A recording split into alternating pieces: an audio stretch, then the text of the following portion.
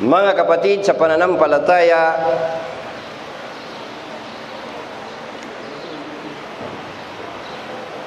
sino po kaya sa atin ang gustong magpautang? Opo, malinaw pang sinabi natin, utang. Sino po ang gustong magpautang sa Panginoong Allah? Maaaring itanong mo, kapatid, paano mo pautangin ang Allah na may-ari ng universe, hindi nangangailangan ng utang? Kapatid, sa pananampalataya, ilang beses binanggit ng Allah subhanahu wa ta'ala na ang sadaqah ay pautang mo sa Kanya. Kapag ikaw ay nagbigay ng sadaqah, pinautang mo ang Allah. Kung ang kapitbahay mo na jobless, nakakabayad ng utang, ang Panginoon pa kaya ang pautangin mo na may-ari ng universe ang hindi makakabayad? Hindi lang babayaran ka, babayaran ka maraming beses. Sinabi mismo ng Allah subhanahu wa ta'ala sa banal na Quran, A'udhu billahi minas shaitanir rajim. Man dalladhi yuqridu Allah qardan hasanan fayudha'ifahu lahu adha'afan kathir. Malapit-lapit po ang napakahulugan. Chapter 2, verse 245, Quranul Karim. Sino siya na magpapautang sa Allah ng isang butihing pautang? Siya mismo nagsabi ng sadaqah ay pautang sa Allah. Ulitin natin. Sino siya na magpapautang sa Allah ng isang butihing pautang na dudublihin niya sa Kanya at pararamihin maraming beses? Tinawag ng Allah subhanahu wa ta'ala sa aya na ito na ang iyong sadaqah ay pautang sa Panginoon Allah. At hindi lang babayaran ka maraming beses. Sa isang hadith, 700 times ikaw babayaran. Sino man ang gumugugol ng salapi para sa Allah, ang kanyang gantimpala ay makapitong daan beses ng halaga nito. Hadith at-Tirmidhi. Kapag ikaw ay gumasta ng salapi na iyong ginasta sa landas ng Allah tulad ng sadaqah, times 700 ang balik sa iyo, kapatid. Allahu Akbar. Hindi lang yan. Mawawalan ka ng takot. Mawawalan ka ng pangamba. Mawawalan ka ng kalungkutan. Mawawalan ka ng kapighatian sa kabilang buhay. Ibig sabihin, kapatid, sa pananampalataya, paraiso. Dahil sa kabilang buhay, ang tanging lugar na walang pangamba, walang takot, walang kalungkutan, walang kapighatian ay ang paraiso. Ito po ang sukli ng Allah subhanahu wa ta'ala, chapter 2, verse 274, Quranul Karim, bilang katibayan. الذين ينفقون أموالهم بالليل والنهار سرا وعلانية فلهم أجرهم عند ربهم ولا خوف عليهم ولا هم يحزنون. Malapit-lapit na pakahulugan. Ito yung mga katibayan tungkol po sa sadaqah na hindi natin namamalayan dahil bihira ang magkukutba ng sadaqah. Dahil kapag nagkhutba ng sadaka si Ustads, iisipin ng iba, manghihingi na naman ng sadaka si Ustads. Hindi po kami nanghihingi ng sadaka. para sa aming mga sarili. Kami po ay nanghingi ng sadaka para sa inyong mga sarili. Mga kapatid sa pananampalataya, malapit-lapit na pakahulugan. Ang mga yaong ginugugol ang kanilang yaman. Ibig sabihin ng ginugugol ang kanilang yaman, ginagasta mo sa landas ng Allah. Tulad ng sadaka. Ang mga yaon na ginugugol ang kanilang yaman sa gabi at sa araw, sa palihim at sa hayagan, ay kanilang makakamit ang kanilang gantimpala sa kanilang Panginoon. Sa kanila ay walang katatakutan ni ikapipighati. Wala kang katatakutan, wala kang kalungkutan. Mga kapatid sa pananampalataya, sadakah. Ang Bicol po, mga kapatiran natin sa Bicol, ay tinamaan po ng super typhoon. Hindi lang super typhoon, pinakamalakas na typhoon sa buong mundo sa taon 2020. Yang tumama po sa Bicol at iba pang lugar. Marami tayong kapatiran na nawala ng bahay. Gumuho ang kanilang bahay. Mga pangarap nila gumuho isang iglap. Marami mga kapatiran natin na nawasak ang kanilang mga bahay. Sila ay nakatira ngayon sa masjid. Walang matira. Kailangan natin silang tulungan.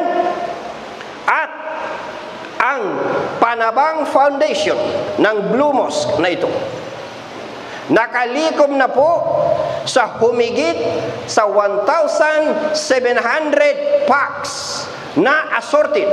Bigas, damit, grocery, at pera, cash, na ihahatid po namin mamayang gabi, alas 9 ng gabi, mamaya, sa Bicol.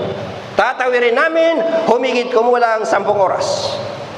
Kaya mga kapatid sa pananampalataya, tulungan natin ang ating mga sarili. Tayo po ay magsadaka para ang mga kapatid natin sa Bicol ay ating matulungan. May pambili nila ng bigas, may saing nila, at matulungan natin. Mamaya po kapatid sa labas, nariyan ang mga ulama. Ang organizer mismo ng Panabang Foundation ay mga ulama ng Taguig at ng mga professionals at ng mga negosyante, nagsama-sama upang sa gayon ay mag-ipon ng ating dadalhin, ihahatid natin, itutulong natin sa mga kapatid natin na nasalanta ng kalamidad sa Bicol. Mamaya po dyan sa labas, mag-aabang ang mga kapatid natin ng mga ulama para ibigay ninyo ang inyong mga sadaka na inyong pautang sa Panginoong Allah, na tiyak na babayaran kayo maraming beses. Bakit kaya walang mahilig magsadaka? Yan ang tanong. Yan ang magandang tanong. Bakit nga ba? Kahit na anong klaseng khotbah iparating natin sa ibang kapatiran ay mga madadamot magbigay ng sadaka. Bakit kaya? Dahilan po sa natatakot sila na mabawasan ang kanilang kayamanan, natatakot sila na baka sila maghirap kapag nagbigay ng sadaka. Nakakalimutan mo kapatid, saan galing ang iyong kayamanan? Nakakalimutan mo sino nagbigay niyan. Sino nagbigay siya ng talento? Sino nagbigay siya ng husay at galing? Sino nagbigay sa iyo ng iyong career? Sino nagbigay sa iyo ng iyong bank accounts? Nakakalimutan mo kapatid sa pananampalataya. Para po sa mga negosyante, ito pong sadaka na ating ibibigay na tulong sa ating mga kapatid sa Bicol. Sadaka ay pinakamagaling na investment. Kung baga sa Tagalog, pamumuhunan. Kung baga sa negosyo, pamumuhunan. Pinakadakila na pamumuhunan ang iyong sadaka na ibigay mo pautang sa Allah subhanahu wa ta'ala. Ang kapalit po, paraiso. Investment sa kabilang buhay. Bilang katibayan, chapter 57, verse 48. Bakit bro, pati chapter number binabasa mo, pati verse numbers binabasa mo? Ito pong khutbah natin naka-record. Ito o recorder po ito, naka-record para po i-upload natin sa YouTube, para po mas marami pa ang makinabang. Kapag hindi mo na-gets masyado ngayon ang khutbah natin, mamaya pong hapon sa YouTube, tuktukin mo sa YouTube, Gemba Sermon. Hanapin mo yung pinaka-latest na entry, nakalagay roon Blue Mosque.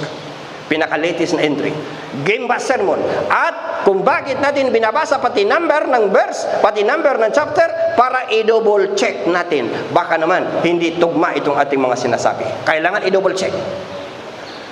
Investment. Ulitin natin yung investment. Kung ikaw ay negosyante o kahit hindi ka negosyante, ang pinaka-the best na investment, pinaka-the best na pamumuhunan ay ang pamumuhunan sa kabilang buhay. Walang katalo-talo, kailanman walang kalugi-lugi.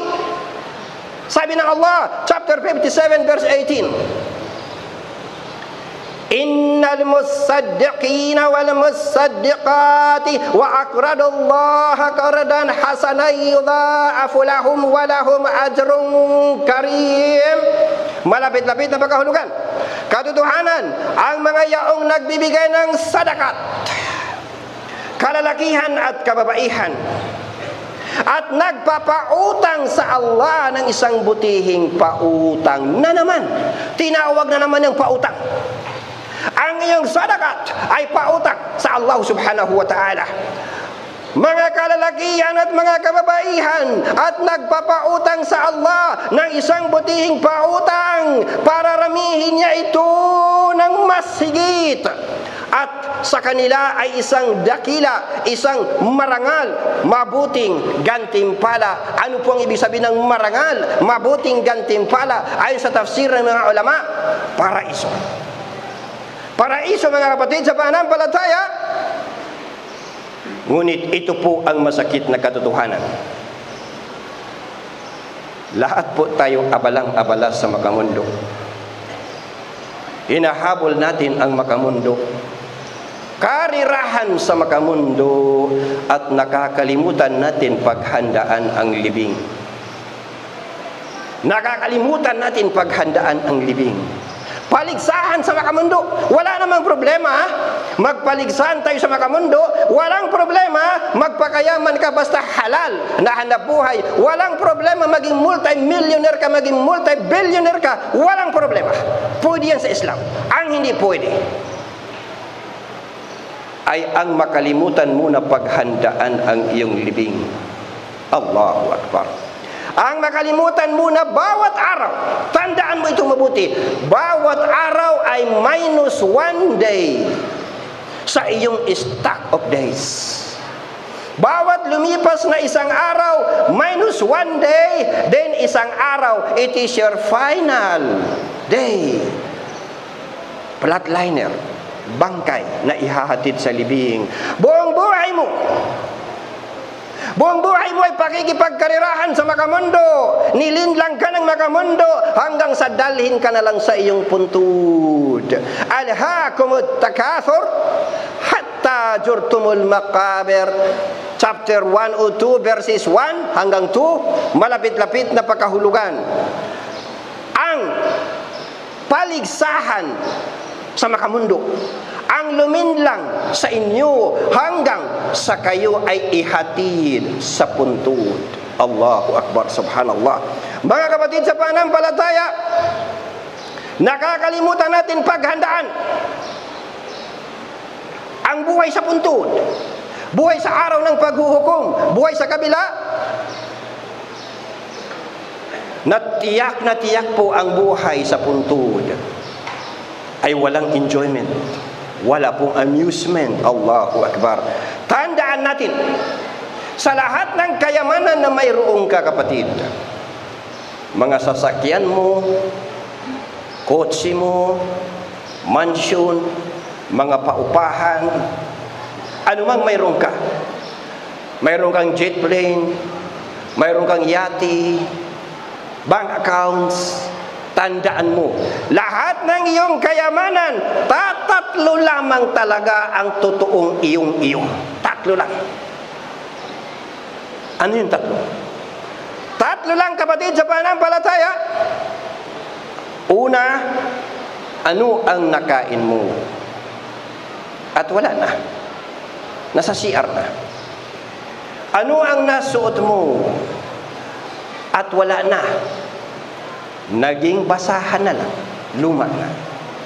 At ano ang naibigay mo na sadakah at napakinabangan na?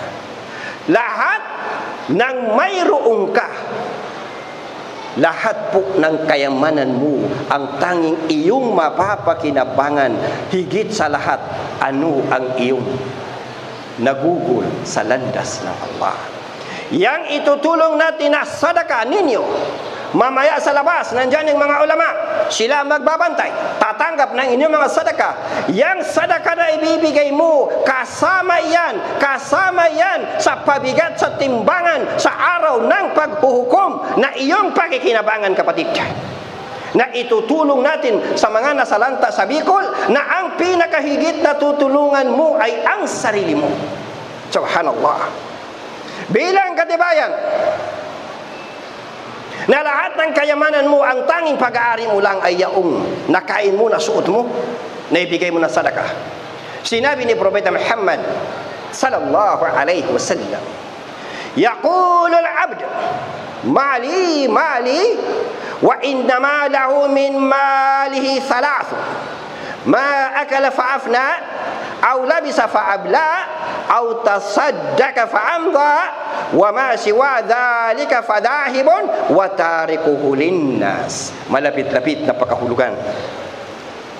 Ang alipin ay nagsasabi, tayo ang mga alipin ng Allah. Ang alipin ay nagsasabi, kayamanan ko. Tulad ng pagsasabi mo, pera ko, bangko ko, sasakyan ko, bahay ko, lupa ko, mansyon ko. Ang alipin ay nagsasabi, kayamanan ko, ngunit tatatlo lamang na benepisyo ang kanyang makakamit sa kanyang kayamanan. Yaon kanyang kinakain at naubos na, yaong kanyang isinusuot at naluma na, o yaong kanyang ibinibigay na sadaka at nagugol na. Ang lahat, maliban dito, ay mawawala at iiwanan siya para sa mga tao. Ibig sabihin, kapatid, sa pananampalataya, yang pinaghirap-hirapan mo araw at gabi, na iniimbak mong kayamanan, na buong akala mo ay pag-aari mo, wala kang pag-aari niyan maliban sa nakain mo, nasuot mo, naibigay mo na sadaka. Mga kapatid, sa pananampalataya, alin ang mas mahalaga sa iyo? Ang kayamanan ng tagapagmana mo o ang kayamanan mo na pakikinabangan mo sa libing, pakikinabangan mo sa araw ng muling pagkabuhay, sa araw ng paghuhukom, pakikinabangan mo sa kabilang buhay sa paraiso? Alin ang mas mahalaga sa iyo? Ang kayamanan ng tagapagmana na siguradong ipapamana mo, iwanan mo, o ang kayamanan mo na pakikinabangan mo? Itinanong ito ni Propeta Muhammad sallallahu alaihi wasallam sa kanyang mga kasamahan. Sino anya ang mas mahalaga sa kanya, ang kayamanan ng kanyang tagapagmana kaysa sa kanyang sariling kayamanan? Sumagot ang kanyang mga kasamahan, o sugo ng Allah sallallahu alaihi wasallam, mas gusto namin ang aming sariling kayamanan. Sinabi niya, anuman ang inyong ipinadala sa Allah, anuman ang isinadaka mo, yun ang ipinadala mo, advance investment mo, advance. Anuman ang inyong ipinadala sa Allah, ang siyang kayamanan ng bawat isa sa inyo, at anuman ang inyong iniwanan, ang siyang kayamanan ng inyong mga tagapagmana. Sahih Al-Bukhari. Authentic na hadith. Mga kapatid, sa pananampalataya, mayroon ko tayong isang kwento. Pakinggan niyo mabuti itong isang kwento. Narinig na ninyo ito. Isang kwento na hindi lamang nangyari isang beses, kundi nangyari ito maraming beses, at nangyayari sa kasalukuyan, at mangyayari pa sa darating. Isang kwento na totoong nagaganap sa iba't ibang panig ng mundo. Ano yung kwento? Tungkol sa isang mayaman at isang driver. Mayaman at ng kanyang driver. Ang kanyang driver ay masipag na masipag. Naglilingkod sa kanyang amo ng buong katapatan. At ang kanyang amo na mayaman, abalang-abala araw at gabi sa pag-iimbak ng salapi. Kayamanan. Para lalo pang dumami ang kanyang kayamanan. At siya po ay isang mayaman na hindi mahilig maghanda ng baon sa libing. Ibig sabihin, madamot, magsadaka. Iniisip ng mayaman na ito na lahat ng kanyang kayamanan, pag-aari niya. Nagpapakahirap siya para sa kanyang sarili. Nagpapakadamot para sa kanyang sarili. Umiimbak ng kayamanan para sa kanyang sarili. Ngunit isang araw, siya po ay namatay. At nang siya ay mamatay, inasawa ni driver ang kanyang biyuda. At siya naman ang milyonaryo. Ang pinaghirapan ni mayaman, araw at gabi, pinipiga ang kanyang pawis, araw at gabi, pinaghirapan niya, nabuong akala niya, pag-aari niya, ang kanya palang pinaglilingkuran ay ang kanyang driver. Ilan ang ganitong kamusliman? Nagpakahirap-hirap araw at gabi. Nabuong akala ang kanyang pinaghirapan ay para sa kanyang sarili. Ipinagdamutan niya na hindi niya alam ang pinagdamutan niya ang kanyang sarili pag namatay ka. Pwedeng maging mitsa para asawahin ng iba ang misis mo, ipalayo nawa ng Allah. Pwedeng maging mitsa upang mga anak mo magkandaligaw. Yumaman ka ng gusto, ngunit hindi mo pinaghandaan ng iyong libing. Mga kapatid sa pananampalataya, itong ating kaunti, mumunti na itutulong sa Bicol. Na mga kapatid natin na nasa lanta, maswerte tayo at hindi tayo ang tinutulungan. Maswerte tayo dahil tayo ang tumutulong. Magkaiba ang tumutulong sa tinutulungan. Sa punto ng kalamidad, ibig sabihin ng tinutulungan, tinamaan ka ng kalamidad, nasalanta ka ng kalamidad, nagdurusa ka. Ang ibig sabihin ng tumutulong, ligtas ka sa kalamidad. Bilang pasasalamat na ikaw ay nakaligtas sa kalamidad, tulungan natin sila. Mamaya po, sa labas, ibigay ninyo ang inyong mga sadaka, dadalhin ang Panabang Foundation mamayang gabi sa Bicol. Makakarating kami roon, insyaallah, bukas na umaga. Kung wala kang dala ngayon na ibigay, mamayang hapon, pumunta ka sa opisina ng admin.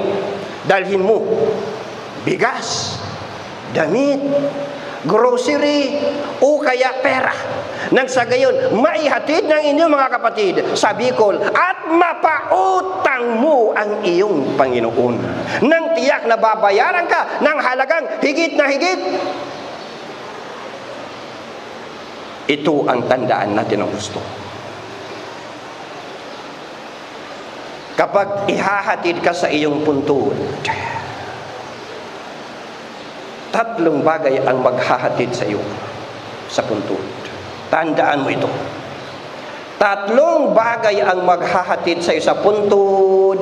Dalawa ay magbabalik, isa ang maiiwan. Ano itong tatlong bagay? Number 1, pamilya mo, mga mahal mo sa buhay, mga kaibigan mo. Ihahatid ka sa puntod. Number 2, kayamanan mo, sasakyan mo, ihahatid ka sa puntod.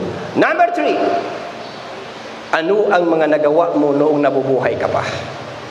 Good deeds o kaya bad deeds. Ano mang nagawa mo noong nabubuhay ka pa, kasakasama mo sa libing. At itong tatlo na ito, magbabalik ang dalawa. Ang mahal mo sa buhay, gaano mo man kamahal na mahal ang misis mo, gaano mo man kamahal na mahal ang mga anak mo, pag tinabunan ka ng lupa, lahat sila tatalikdan ka, kapatid. Walang sino man sa mga mahal mo sa buhay na kasamang magpapalibing. Ganon din ang kayamanan mo. Gaano man kamahal na mahal ang sasakyan mo, gaano man kamahal na mahal ang kayamanan mo, pag tinabunan ka, dadalhin, iuuwi sa bahay. Ang tangi na matitira sa iyo, kapatid, ano ang mga nagawa mo nung nabubuhay ka pa. Kasama na ang iyong sadakah, magtatanggol sa iyo. Bilang katibayan, sabi ni Propeta Muhammad sallallahu alaihi wasallam, yatba'ul mayyita thalatha fayarji'u ithnani wa yabqa ma'ahu wahid yatba'uhu ahluhu wa maluhu wa amaluhu fayarji'u ahluhu wa maluhu wa yabqa amaluhu. Malapit-lapit na pagkahulugan. Tatlong bagay ang maghahatid sa patay. Ito pong tatlo na ito ay totoo ito. Tatlong bagay ang maghahatid sa patay at dalawa ang magbabalik habang isa ang mananatili sa kanya. Ang mga bagay na susunod sa kanya ay ang kanyang pamilya, ang kanyang kayamanan at ang kanyang mga gawa. Ang kanyang pamilya at ang kanyang kayamanan ay magbabalik habang ang kanyang mga gawa ay mananatili. Mga kapatid sa pananampalataya, yang ilalagay mo na sadaka na pangtulong sa bikol. Tingnan niyo sa labas mamaya, paglabas ninyo. Diyan sa likod. More than 1,700 packs. Mga damit, bigas, grocery. Nandiyan sa labas, nandiyan sa likod. Makikita ninyo. Para malaman ninyo totoo itong ating dala-dala sa inyo na mensahe. Kapatid sa pananampalataya, pagkakataon mo ito para ikaw ay magpautang sa iyong Panginoon. Pautangin mo ang Allah na tiyak po ikaw ay kanyang babayaran. Sigurado kapatid sa pananampalataya. Ito isipin mo kapag ikaw nabigyan ng sadaka. Mayroong mga mayayaman na mahilig magbigay ng sadaka. Mayroon. Pero hindi marami. Mayroong mga butihing puso ng mayayaman na mahilig magbigay ng sadaka. Kapag tinanong mo, bro, bakit ang hilig-hilig mo tumulong sa mahirap? Bakit bro ang hilig mo gumasta sa mga bagay na konektado sa gawain na da'wa, konektado sa gawain na Islam? Bakit bro ini-sponsoran mo yung mga project na yan ng iyong sadaka? Bakit hindi ka natatakot maghirap? May mga ganyan na mayaman. At anong sagot niya? Ang sagot niya ay ganito. Sabi niya, alam mo bro, totoo na natulungan mo yung mahirap. Naibili niya ng bigas, naisaing niya, napakain niya ang kanyang pamilya. Hanggang doon lang. Ang higit na tinutulungan ko niya ay ang aking sarili. Sa pamamagitan ng sadaka, anong sinabi ng mga hadith? Sa pamamagitan ng sadaka, pampahaba ng buhay. Hadith yan. Sa pamamagitan ng sadaka, pangharang sa kalamidad. May darating sana na kalamidad sa inyong pamilya o kaya may darating na sakuna sa iyong sarili mismo. Pinangharang ng Allah ang iyong sadaka. Sa pamamagitan ng sadaka, pinagaling ng Allah ang iyong karamdaman dahil ang sadaka gamot sa may sakit. Sa pamamagitan ng sadaka, nililinis ng Allah ang iyong mga kasalanan. Pinatatawad ng Allah ang iyong mga kasalanan. Sa pamamagitan ng sadaka, ikaw ay napupunta sa paraiso, susi sa paraiso. Pagkarami-rami, ibig sabihin, yang ibibigay natin sa bikol, saglit lang nila yan kakainin. Ilang araw. Ngunit ang ganti sa iyo, ang sukli sa iyo, pararamihin ng Allah ng higit pa sa 700 times. Dito sa mundo, susuklian ka. Doon sa libing, susuklian ka. Sa araw ng muling pagkabuhay, susuklian ka. Sa kabilang buhay, sa paraiso, tiyak ang iyong investment ay iyong aanihin. Kaya kapatid sa pananampalataya, totoo ang kasabihan na ang iyong sadaka ay tulong mo mismo sa sarili mo. Barakallahu li wa lakum fil Qur'anil azim. Wa nafa'ani wa iyyakum bil ayati wa dzikril hakim. Wa taqabbala minni wa minkum tilawatahu innahu huwas samiul alim.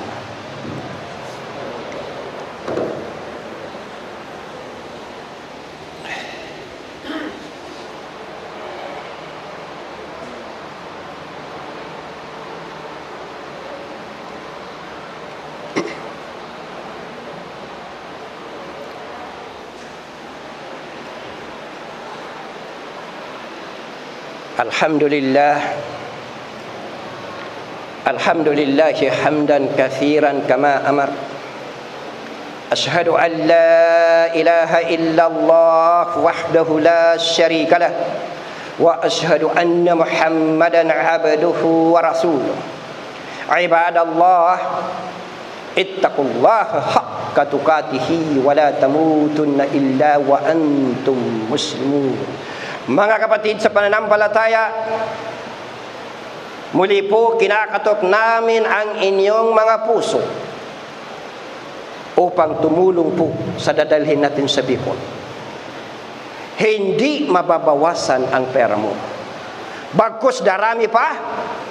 At ang Allah subhanahu wa ta'ala marunong mag-appreciate, marunong tumingin ng serbisyo na iyong ginawa para sa Allah. Basta kapag magbibigay ka, mag-intensyon ka, magniat ka, ito para sa Allah. Mag-intensyon ka bago maibigay ang iyong ibibigay na sadaka. Ilagay mo sa puso ng intensyon mo, ito ay para sa iyo, aking Panginoon. At dahilan dyan, ano ang sabi ng Allah subhanahu wa ta'ala? Marunong siya mag-appreciate. Chapter 64 verse 17, Quranul Karim. In tuqridullaha qardan hasanan yudha'ifhu lakum wa yaghfir lakum. Wallahu syakurun halim. Malapit-lapit na pagkahulugan. Kung kayo ay magpapautang sa Allah ng isang butihing pautang, utang na naman ang sinabi niya. Ilang beses niya binanggit sa Quran ang sadaka mo, pautang mo sa Kanya. Kung kayo ay magpapautang sa Allah ng isang butihing pautang, dudublihin niya ito para sa inyo at patatawarin ang inyong kasalanan, sapagkat ang Allah ang pinakahanda na kumilala, mag-appreciate, kumilala ng serbisyo, pinakamapagtimpi. Huwag po tayong magpakadamot. Alam ba ninyo ang tungkol sa madamot? Sarili mo, pinagdadamutan mo. Sa totoo lang. Kasakiman. Kasakiman. Ito ang humahadlang sa atin. Bakit ay natin tumulong? Na yung tinutulungan mo, ang sarili mo talaga ang tinutulungan mo. Oo, naibili niyo ng pagkain, bigas, pero ang sarili mo tinutulungan mo. Nailigtas ka sa kapahamakan. Nailigtas pamilya mo sa kapahamakan. Hahaba ang buhay mo. Ngunit kung hindi ka maaawat sa pagiging sakim, pakinggan mo itong hadis ni Muhammad sallallahu alaihi wasallam tungkol sa kasakiman. Yahramu ibnu Adama wa yabqa minhu isnatani, al-hirsu wal amal. Ang mga inapo ni Adam ay umaabot sa katandaan. Ibig sabihin, tumatanda ka na lang. Ang mga inapo ni Adam ay nakakarating sa katandaan, ngunit dalawang bagay ang nananatili sa kanya: kasakiman at pagnanais ng mahabang buhay. Allahu Akbar. Magkaroon siya ng 1 million, hindi pwedeng bawasan kahit piso. Hindi na yan 1 million, kailangan maging 2 million. Pag nagkaroon ng 1 billion, hindi pwedeng bawasan, kailangan maging 2 bilyones. At binigyan siya ng Allah ng edad na 50, gusto niya 100. Binigyan ng Allah ng edad na 100, gusto niya 200. Kahit na tumanda ka, ulyanin ka na, itong dalawa ang hindi mawawala sa iyo: kasakiman at pagnanais ng mahabang buhay. Labanan natin ito. Labanan natin ang ating mga sariling kasakiman. Kahit na ayaw mo, isipin mo na kapag tumulong ka sa mga gawain na katulad nito, hindi lamang sila ang tinutulungan mo sa Bicol, mga kapatid mong nasa lanta, mga kapatid mong nawala ng bahay, hindi lang sila ang tinutulungan mo, kundi mismo ang sarili mo ang tinutulungan mo, kapatid. Nawa, mga kapatid sa pananampalataya, buksan ng Allah ang ating mga isipan at puso. Nawa, tulungan natin ang mga kapatid natin. Maswerte tayo, hindi tayong tinutulungan. Maswerte tayo ang tumutulong.